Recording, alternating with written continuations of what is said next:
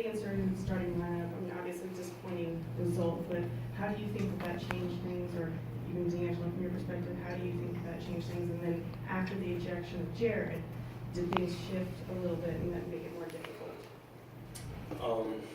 I guess to answer your first question, I just try to be aggressive, whether I'm starting or coming off the bench. I feel like we matched up pretty well with him tonight. Obviously some things happened with Jared. I feel like we had to protect ourselves out there. We support him with what he did. Obviously we wouldn't have liked him to get thrown out of the game. That kind of affected us a little bit, but we still got to be better down the stretch. I mean, yeah, to piggyback off that, definitely got to protect ourselves out there. You guys watch the games, you see what type of intensity it is. Two teams fighting their tails off to compete, and simple as that. That's all it is. Gentlemen, speaking of that intensity for Game 5, what are the takeaways in that intensity execution that you could be able to bring it back here to Brooklyn? I mean, like I said, you see two teams out there, hungry, trying to compete. They sure as hell don't want to lose to the Brooklyn Nets, and I think we got a chance to beat the Sixers. So it's just a high intensity game, and that's what it's going to look like. It's going to be hard fought, bodies going to be flying, and it's giving each other what we want. Guys, so in the regular season, the Sixers, I think they were 20-21 on the road, so they're not renowned as being a great road team. Just from your perspective, is it disappointing to have them come in here and win back-to-back games in your court, and now going back to Philly down 3-1? Like, what's the feeling like for you guys? Of course, it's disappointing, losing any game. Whether it be home or on the road, especially when you're up, 5 minutes left to go in the game. So that's disappointing in itself. But obviously, with the great crowd we had tonight, we like to protect home court, so it was frustrating, but we got another game. On your left, how do you adjust to Joel Embiid and down low when he's clogging the lane with 2 or 3 people moving forward for your offense? How would you adjust to that in the next game? Us defensively, what could we? On offense.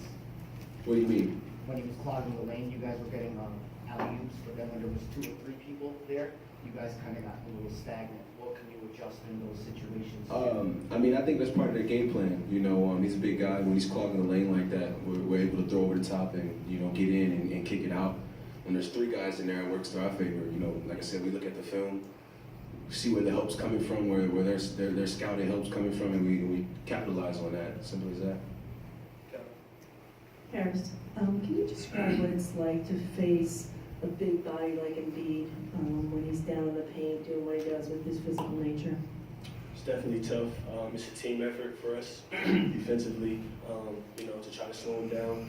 For us, we just try to get the ball out of his hands and, make every shot contested, make it tough. Kenny mentioned before the game that, going through a series and all the adjustments and the game planning and scouting, it's harder than he thought it was going to be as a head coach. I'm wondering what your perspective is on that. Is this more difficult at each game as it continues to go on than you thought it might be? I mean, when you go into the playoffs with a routine, a regular routine or a regular schedule, the playoffs will throw you off, because teams are scouting for that, for what you've done throughout the season. So you definitely got to switch things up. I would think, as a coach, you got to be as prepared as you want to prepare your team as best as you can. And I think every game, coaching staff's prepared us, going into each game, So, I mean, I can see on his part how it's hard, but as us as players, we know we put that energy and play our hearts out. We'll give ourselves a chance with any team. Angelo, could you talk about that inbound play in the final seconds? What happened and what was your sort of intention during that play? What were you guys trying to do? Which one? The one in the final seconds where the turnover occurred. Spencer's pass.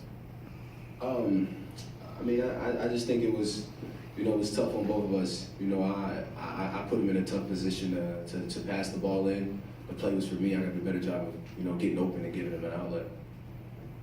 For D'Angelo, what was your thought on the impact that the lineup changes had and the effect on the game? And despite, now you're in a tough position at 3-1, but the way you guys played today, can you take some confidence from that going to game 5? Yeah, for sure. I don't remember your first question, but the second The question. impact of the lineup changes. Oh, okay. I thought it was a great move, for Coach. He's been, making changes throughout the whole season that have given us an advantage to go out and compete and give ourselves a chance.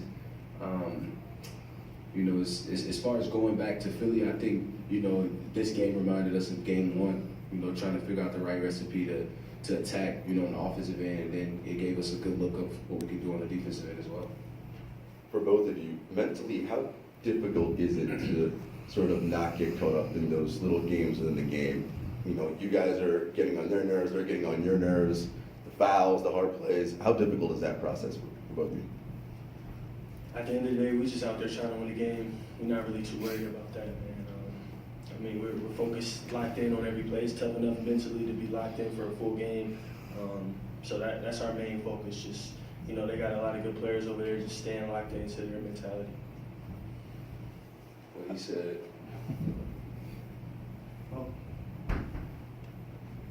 Yeah, D'Angelo, you kind of mentioned having to protect yourselves a little earlier. I'm just curious to know, with the scuffle, obviously 2 ejections occurring from that, what did you see in that situation, and what happened basically from your perspective?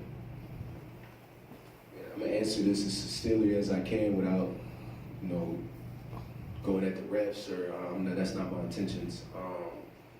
But we've seen hard plays. We've seen hard fouls go against Jarrett Allen the last few games.